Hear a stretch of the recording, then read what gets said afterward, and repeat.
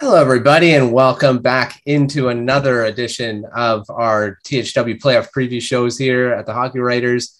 And this is our last one of the first round. I've got all these other ones that are on YouTube now, and this is the last one's coming out.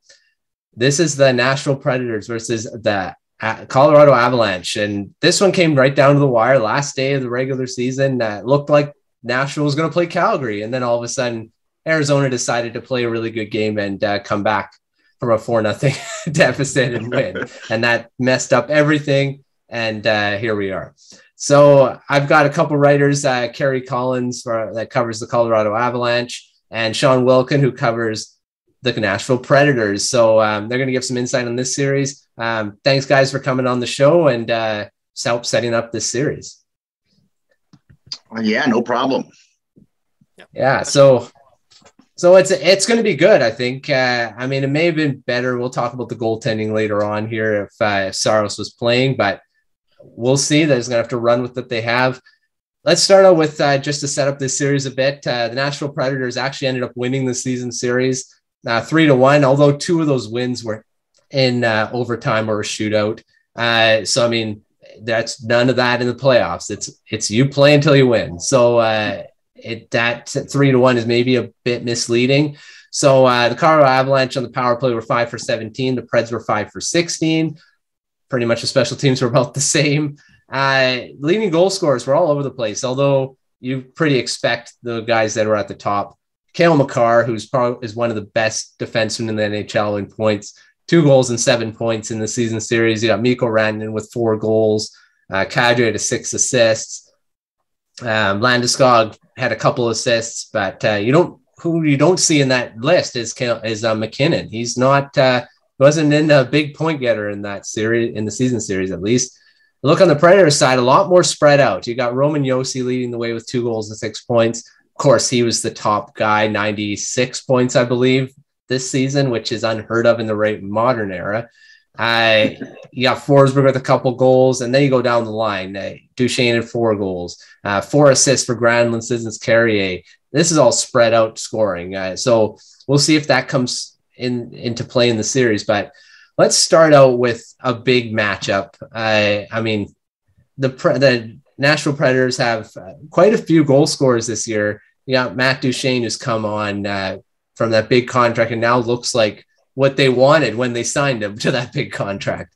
Johansen and Forsberg have been big scorers. Then you've got the guys on the other side, Nathan MacKinnon, Landeskog, Rantanen, and of course, we'll talk with the defense a little later, but you know who I'm talking about on both sides there. But let's start with the big stars, the top lines. And Kerry, you mentioned at the top, before recording that those 3 never really played against the Predators in the season series. So what do you think this is all going to shake out?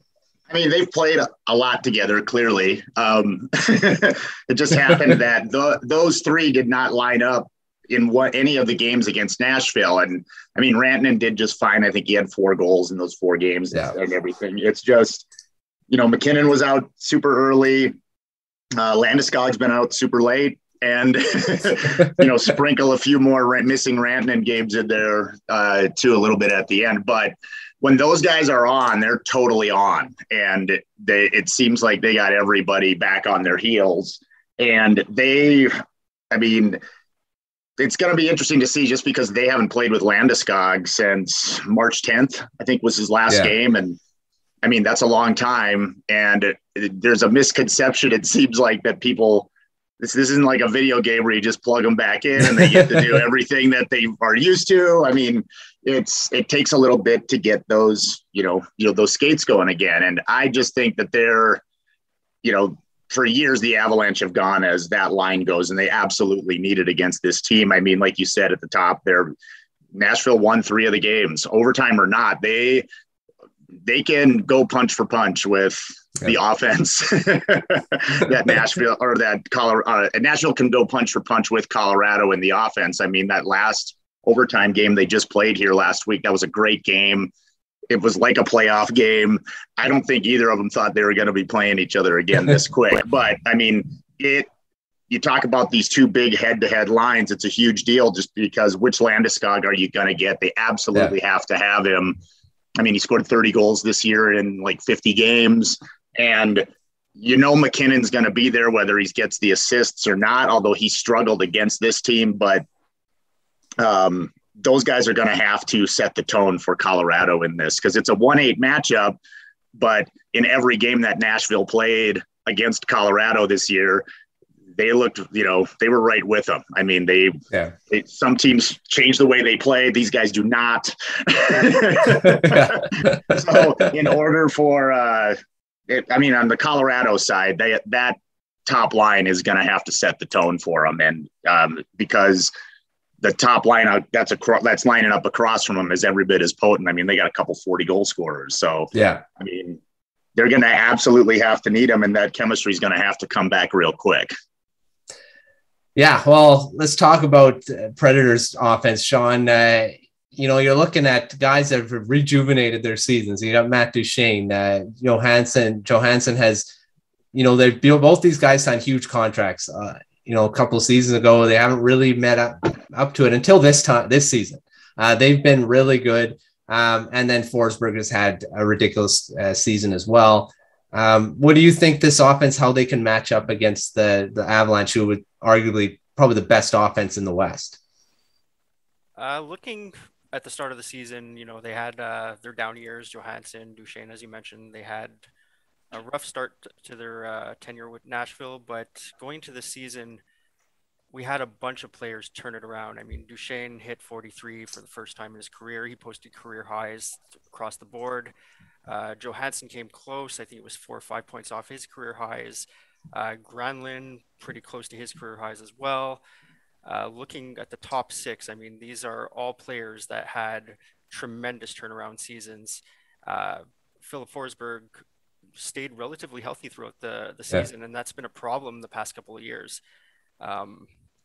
Across the board, I mean, I like their chances. They've, as Kerry mentioned, they stuck around each of the game during the regular season series.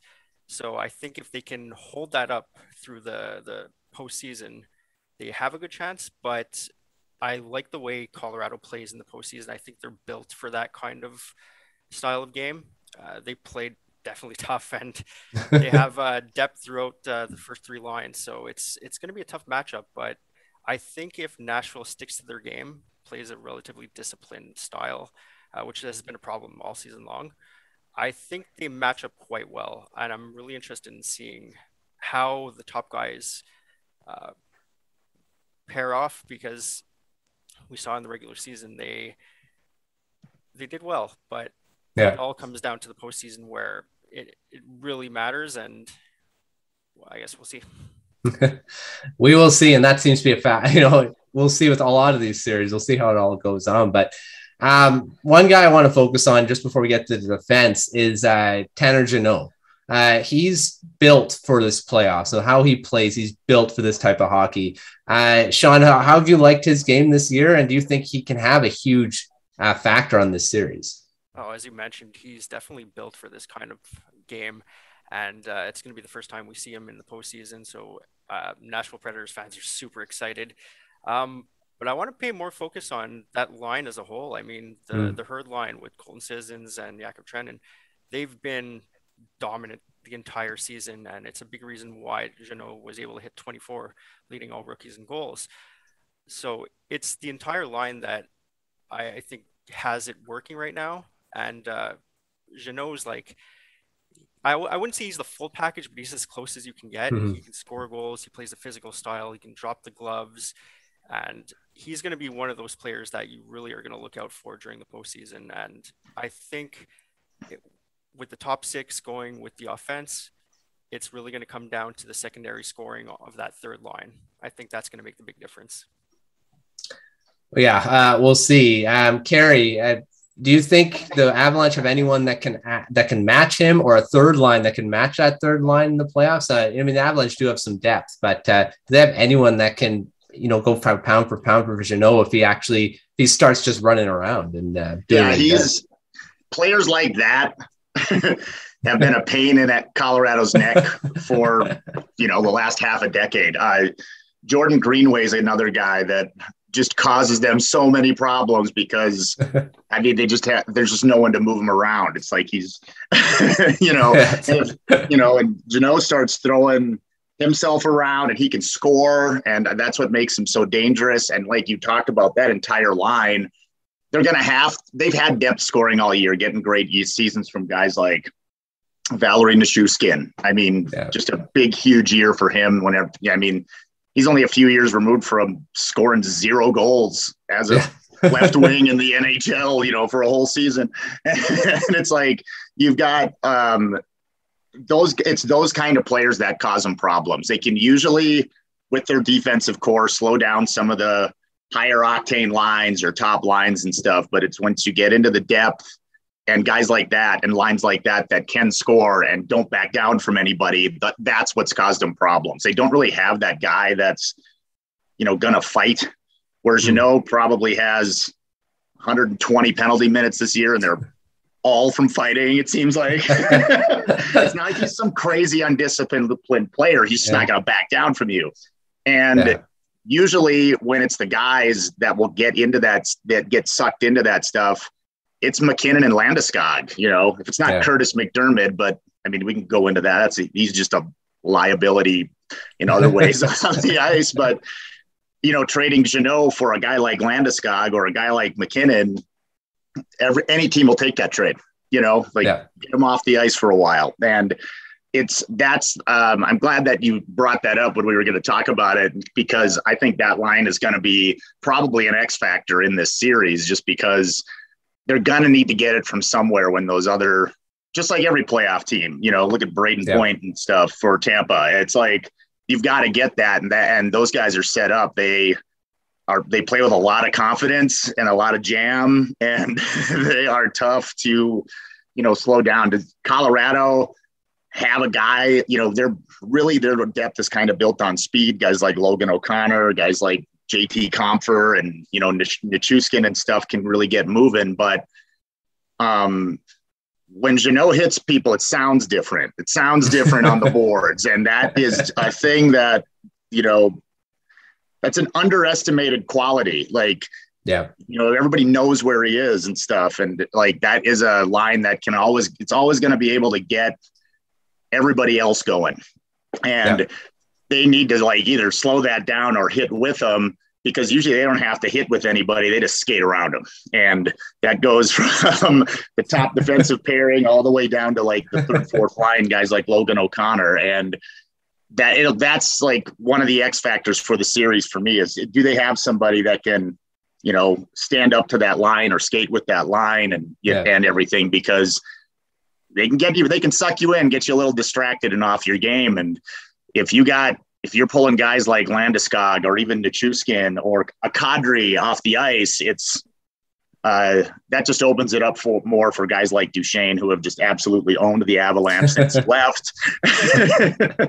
And so I mean, that's a good granular thing to look at, because people just point at, Nathan MacKinnon, how are they going to slow him down? How are they going to slow that top line down? How are they going to slow down Forsberg? Things like that. Yeah. And it's not usually those guys are going to get their points. It's the other guys that, like this Jeannot, that are going to, be an X factor in the series. And I mean, that's a guy that it's such a great story. Like how he's just turned into this massive fan favorite in Nashville, and everybody just loves the way he plays. If he was going out there and scoring, getting 125 penalty minutes, scoring 4 points, probably wouldn't be as big of a fan favorite. But when you scored 20, 25 goals, that forgives a lot of sin. So, but I mean, he sets the tone for him, and that's definitely a guy that has to be on the Avalanche and Jared Bednar's radar, or that line can sink you. We've seen it in the past with the Tampa Bay Lightning, that third lines just win series for you. And we'll see if that was going to be the case with the Predators in this one. But yeah, great story. And Jeannot has been he probably won't win the Calder. I mean, there's flashier guys out there, but he definitely deserves a shout out for sure. Let's go to the defense. These are two big names, two of the best defensemen in the NHL. Roman Josi versus Cale Makar. This is going to be a ridiculous matchup. probably going to go against each other every shift, and they play a ton. Shawn, what do you think? I mean, Roman Josi has had a ridiculous season and almost hit 100 points for a defenseman, which is unheard of, even way back when defensemen were putting up those, and they are Hall of Famers. So, Shawn, what do you think about this Roman Josi? How is he going to perform against the Avalanche? He's probably one of the biggest players I'm looking forward to watching. Going into the season, I mean, he had a ginormous March where he just took over. He had something like 5 or 6 consecutive 3-point games, coming close to tying a record there. I think it hasn't been done since Phil Housley and Paul Coffey.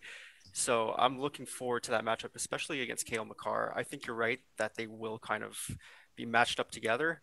So it'll be a fun time watching both of them go end to end and just trying to outdo one another. With Josi, I mean, what a fantastic season he had. Yeah. Before going into the season, Paul Kariya's total of 85 points in a season was unmatched. And this season alone, Josi's 96 points, and then Duchene hit 86. So we have 2 players that surpassed that total. And as a defenseman, I mean, you see Josi hitting 96, getting close to that 100 point. It was unreal. And he plays all ends of the ice. He plays all situations. You can count on him. He can play upwards of 24, 25 minutes a game. So, I mean, there's not much more you can ask of him. So, I mean, if he can match what we saw in the regular season, I think we're in for a treat. I think that he's definitely going to need to play at that level that Cale Makar has played all season long. Otherwise, they're going to be in a lot of trouble. I don't think they have that depth defensively, but I mean, again, if we see Josi the way we saw him in the regular season, it could be a fun series. Yeah, for sure. And Cale Makar, Kerry, I mean, what is he? I mean, he's been amazing since he got into the NHL. And now he's probably the best young defenseman right now. I mean, I want to argue Quinn Hughes too, but Makar's just at a different level. What do you think? How much of an impact will he make on this series?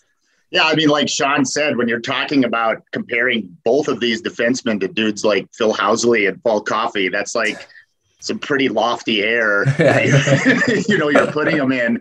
And Makar is a kind of guy just like Josi, where it's on any shift, anything can happen. And just like you said, I mean, he popped in. I think it was his second shift. He scored a goal when he came out in his first game in the playoffs for them a few years ago. I mean, he scored 27 goals this year. He's just electric to watch. And I mean, he's as good a skater as you're going to find. He can make people just look ridiculous. And that now that they have him back paired up with Devin Taves, that is such a deadly combination. They're both together. They're so good. But like Shawn said, they have to be on their game every single shift because, staring at them from across the ice is another pretty good defenseman. I mean, 100 points, you're talking about closing in on 100 points. It's insane. And people around here love Cale Makar, and they don't like it when you're like, oh, there's this other dude that could also win the Calder. What are you talking about? They think you're crazy. But that is another compelling matchup just from the standpoint of they're probably going to be playing a half an hour. Yeah. They're both probably going to be playing half the game. So, and they're probably going to be against each other. And it's just out of sheer necessity. They're going to have to be out there. And it just like we talked about with, the third line scoring, things like that. How many points are you going to get out of these defensemen when they're going up against, kind of a mirror image of each other? So if that's a big edge. And that also, I mean, we talked about how, 2 of those wins for Nashville were in overtime and stuff. It's not like Colorado doesn't want 3-on-3. The fact that they lost both of those games, in a shootout or overtime, I mean, that meant Nashville made it through it. Not a lot of teams were able to do that against them this year just because of the sheer open space. When you throw out, MacKinnon, Rantanen, and Makar on a 3-on-3, the other team usually just sort of shrugs their shoulders and prays. But when you have a guy like Roman Josi and that you can set out there too. It makes a world of difference. And I think he's a big reason to why, Nashville's been able to just flat out outscore Colorado this year.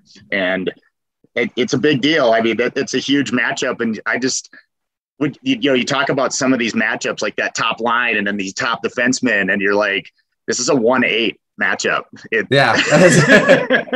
It's like a great first round series. And I think that, Nashville stacks up really well against them. And that's in one of the spots. That's a spot that usually you can check in on Colorado's ledger against everybody. And on this, it's like, it's a wash probably, and that takes a lot away from what Colorado's trying to do too. Yeah. Well, I mean, that's, when you look at the defense and offense, they're pretty well matched. Now let's look at the goaltending. It would have been well matched if Juuse Saros unfortunately, he got injured. And we don't know, Shawn, you can probably speak to this more, but we don't know if he'll be able to go at any point in the playoffs. But how is this going to affect things? I mean, they don't really have a great backup to throw out against the Avs. What do you think? How is this going to impact it? Well, going into the series, I think with Saros and Nets, they were still the underdogs, but without him, I think that their chances of competing in the series took a big hit. David Rittich hasn't been reliable all season. He's posted a winning record, but his statistics across the board are down compared to previous years. Connor Ingram is untested at the NHL level. He might be a wild card, but it's still unknown. It really depends now whether Saros will be ready to go come the first round. We still don't know what the gravity of the injury is, whether it's a grade 1 or grade 3 ankle sprain. The difference there is it's either 2 to 3 weeks sideline, or it could be up to 2 months. So we're still awaiting word on that. But the longer that this series goes without Saros, the harder it's going to be for Nashville. Yeah, and you think Rittich will be the guy, right, to start out the series? It won't be Ingram. I think it's going to be Rittich to start. It's his job to lose at this point. I think he's going to be on a very short leash, maybe 1-2 games. And if he falters, then I think Ingram's going to get a chance to prove his worth. Well, we'll see how that goes. Kerry, Colorado's got Darcy Kuemper. He's been really good. I mean, he's really good this season for a really good team. He's used to playing behind some bad defenses in the past with the Arizona Coyotes, but now he's on a great team and he's showing that he's still a great goaltender. So what do you think? Can he be a huge factor for the Avalanche? Or, he's been good in the past. So what do you think? Well, I mean, he's got to be, just because of the sheer volume of goals that Nashville has scored against him. I mean, looking this up, going into this, I think, goals against him 423 and an 870 save percentage. It's like, I mean, that's in a number of in 4 games. That's not a small sample either. That's all of them, and it's tough because this team's going to score. Colorado is going to score, but looking at the season series, Nashville's going to too. So, and you look, and most times, like just that overtime game where Rittich played, it's a 5-4 game, and if Colorado scores 4 goals, they got to win. Like they have to. Like, I mean, and this team's going to be able to score with them. So when you're staring across the ice, and you don't have that one guy that started in 3 of those games against you, and you have Rittich back there, you got to put up some numbers. But I mean, especially in the playoffs, you can't lose a game if you score 4 goals. That goes for either of these teams. And Kuemper's just got to be there because, that's why they brought him in. Grubauer was the same last year. Philip Grubauer went to Seattle in free agency. Vezina finalists, like monster season for him. And then Kuemper did the same thing. It does a lot with the, 6 guys in front of him, or 5 guys in front of him too. But it's like it's a big difference from Arizona or even some of those Minnesota teams. But it's like he's got to be better than a 4 goals against average and stopping less than 91% of your shots. You just they'll never make it. All anybody talks about here is, can Colorado get out of the second round? And it's like, you can't look past these guys. These aren't, yeah. I mean, you can't look past these guys just because of the damage they've done against Colorado this year. And I mean, Kuemper's an enormous story. If he comes out same thing and you get into a couple of 5-4 games or 6-3 games or whatever, people are going to start getting a little tugging on the old, collar, or getting a little nervous. And he has got to be there for them because they got all the other pieces in place, and he just can't give up. I mean, late he's given. I mean, everybody's tired at the end of the regular season too, but he's just had a couple of real clunkers here at the end of the year. And I mean, it's not like they're sprinting across the finish line. I mean, Colorado's had 2 of their longest losing streaks in like the last 10 games. They had lost 4 and then they lost 3 in a row. And it's like they hadn't done that all year since like they started 1-3, so there's a little bit of concern, and part of that is on the goaltender too. It's got to be, and he's got to be better, especially if they want to make it not just pass this round. Yeah. Does it help that Saros is out? Yeah, it certainly helps Colorado. Are they going to get past them? They should. They were fighting for the President's Trophy, but you just can't have, keep laying these eggs against some of these teams. I mean, looking at Kuemper's last 1, 2, 3, 4, 5, 6, 7 games, the fewest goals he's given up was 3. You aren't going to succeed in the playoffs doing that. Yeah. No. And that's the thing. It's not a clear cut. I mean, without Saros, Avs have a little bit of the edge, but you got to be careful. That's for sure. And Colorado backed into the playoffs a bit, not playing their best hockey. So Nashville could take advantage. We talked about a few X factors early on, but is there any players apart from the guys we've talked about that could potentially just come out of nowhere? I call these the Fernando Pisanis of the playoffs because they just don't do anything in the regular season and not much. And then they all of a sudden go almost score 20 goals. Shawn, who do you think on the Predators could become that player apart from Jeannot? Because we've talked about him. He probably will be an X factor, but is there anyone else that comes to mind? I look at someone like Wilken on the second, third, fourth line. He's bounced across each line this season. He's played some time on the second line. He's been demoted to the fourth line. He's been up and down, but he really hasn't done all that much this season. He had a couple of brief stints where he potted a couple goals, but he's been relatively quiet all season. So I would look to someone like him to really step it up come playoff time. On the blue line, I think an X factor would be Mattias Ekholm. He had a very quiet start to the season, and his physicality took a deep drop, and we really didn't know whether we were getting the same Ekholm we saw from 2-3 years ago, or if we were getting the Ekholm from last year. So as the season went on, we started to see him pick up his game more, and we started to see the old Ekholm that we were used to. So come playoff time, I really think that he'll bring it. I think he'll be an X factor, and the Predators will need to have him in their top 4 playing the way he usually plays. Wilken and Mattias Ekholm are my X factors going to the first round. All right, sounds good. Kerry, X factors on the Avs that could potentially, apart from all their stars, who do you think? Well, I mean, one guy that has to keep doing what he's done all year is Valeri Nichushkin. I mean, He's been great. That second line, you got that dude. Then you got JT Kuemper. Kuemper just about scored 20 goals this year. Yeah. This is like one of the, this has got to be a career year for him from a points and goals standpoint. He started out so hot, then he slowed down a little bit, but I mean, it's those guys that are going to have to score. And Nichushkin's been great. He's a monster on the forecheck, and I think he scored 25 goals this year. That guy has to keep that engine going because, I mean, they're going to need that. They're going to need more of that depth scoring. This is like looking at it. They're going to need some scoring. They're going to need, 4 or 5 goals a game probably.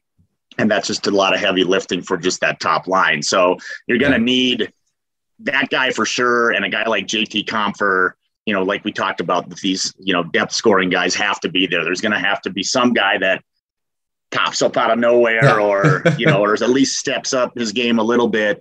And then just defensively, I mentioned Devin Taves. He's probably not some sleeper pick, but I mean, between him and Samuel Girard has just been awful this season. I shouldn't say awful. He's just been non-existent, and he just hasn't been the same player that he was last year. Guys like that need to be better, especially against these teams that, have piled up goals against them every time they've met this season. I guess another forward is Arturi Lehkonen. They traded for him, deadline day guy. They brought him in exactly for this. Like what we are talking about, this is what they made that trade for. And he's really sort of been coming on at the end of the year. He's been pretty good. That's a guy that, between him and Duchene, those guys can really make a difference. And I just think that they're going to need it from him if they want to make a deep run or any run at all. And they're going to need him right away against Nashville too, for sure. Yeah, it's going to be interesting to see how all that matches up. So to finish this off, I'll ask you, Shawn, first. The Predators will win this series if? Couple things. If they are able to stay out of the box, Colorado has the 7th best power play of the regular season. Nashville had the 18th best penalty kill. So staying out of the box will be key. I think that the third line will have to be not the most important line, but right up there, because once the offense starts to dry out, as the game becomes a little tighter, you're going to need that third line to really step it up and make the difference. And overall, play by committee. We can't have players just jumping into the play and trying to do everything themselves. We saw during the regular season, everyone played the role efficiently. Everyone stuck to the game plan. And that's why we saw them go on such a huge run during the middle of the season. Yeah, that's a good point. Kerry, the Colorado Avalanche will win this series. If no one tells them it's a second round series. No, I'm just kidding. That's a joke. Until next round. But no, they need, I think, just from what we talked about at the top, they need Darcy Kuemper, and they need that, that top line. They need that top line to gel like right away. They should. They played together a lot of games. It's just that they haven't really played that much together for long stretches of time this season. They need that top line because they don't go anywhere without him, and they need Darcy Kuemper. Darcy Kuemper cannot be giving up 4 goals every night to these guys like he has been, and he's got to, bottle that in. I know that's not all on him, but like that's the only position in sports where if you screw up, a red light goes on and thousands of people yell at you. So like you've got to deal with it, and he's got to be better. He just flat out has to be better against this team. So they traded for him once they lost the Vezina finalist. This is what they brought him in for. Yeah. I just think he's a major factor in this series. Is he's got to pull that in a little bit because he's given up a couple of softies, and particularly against Nashville, and you just flat out can't do that. Yeah. And I mean, you talked about Shawn talked about staying out of the penalty box for Nashville. Like they're deadly on the power play. You just can't give them, even 4-on-4.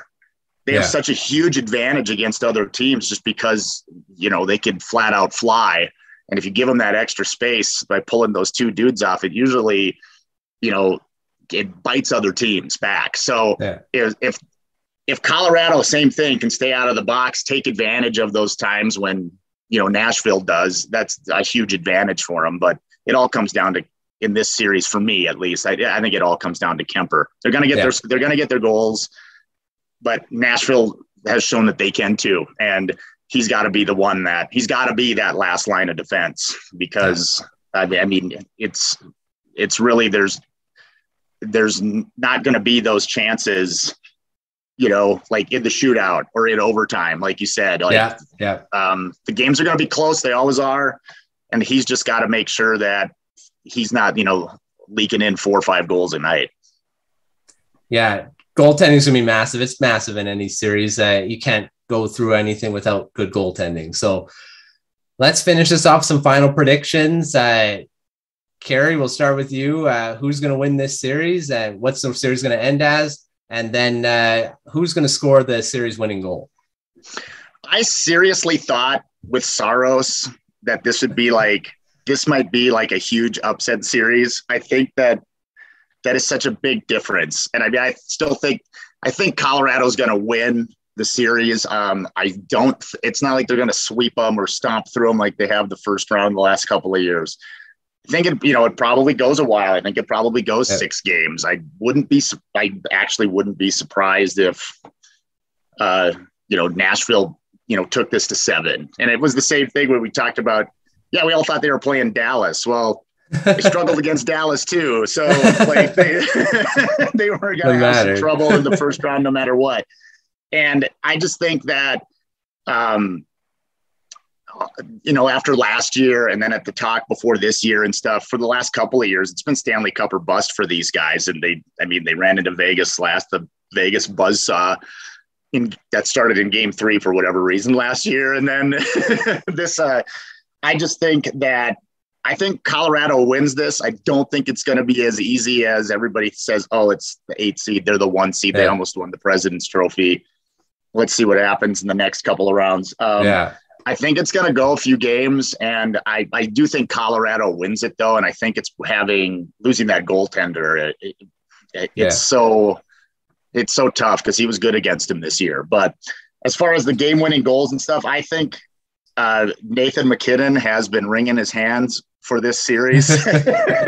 Didn't matter who they were going to play. I mean, he since last year, I haven't seen an athlete take a second round loss like that, like he did in that press conference. I mean, he had the famous quote of, I've been here 9 years and I haven't won anything. Yeah. And this really grates on him. I think he knows he's a fantastic player. He just wants to leave a mark just like everybody else. And I think he's going to be a big difference maker in this series. And I think he's probably going to be the one that, leads them, to the victory in this series. Cause I just think that,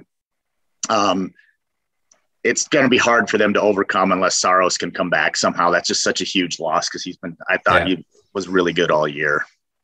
I think that's probably the difference in the series too. For sure. Yeah, I do agree with that. But we'll see. I think it's going to go farther than a lot of people think too. What do you think, Shawn? What is this series going to end up as? And who's going to score the series winning goal? Well, I have to agree with Kerry. I think that this series is going to go roughly maybe 6-7 games. I think it could go down the stretch.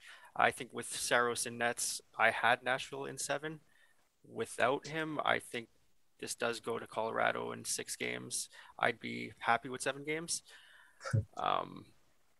In terms of the game-winning goal, I'm going to go with the player that scored the game-winning goal against Vegas 1 year ago, Artturi Lehkonen. I think Kerry was spot on with him being one of the X factors and one of the players that you're going to look out for. He has such an amazing run during the regular season, and then he steps it up in the postseason. He's one of those players that really gets under your skin. He's a pest in corners. He battles hard. He's tough to remove from the puck, and in the postseason, he just steps it up to another level. So I think that in Game 6, Artturi Lehkonen will score the game-winning goal. Good picks, both sides. So that's it. We'll come back to these predictions at the end here and see who's right, who got close, and it's going to be fun, and see who's going to be here for the next preview and who's going to be gone. So thanks, guys, for coming on the show and setting this up for our viewers on YouTube. And so we'll see. This is the last series that we're doing on the preview show for first round. Stay tuned for the second round. We'll have the same types of preview shows, and we'll see you then. Have fun watching these playoffs. It's going to be really fun to watch.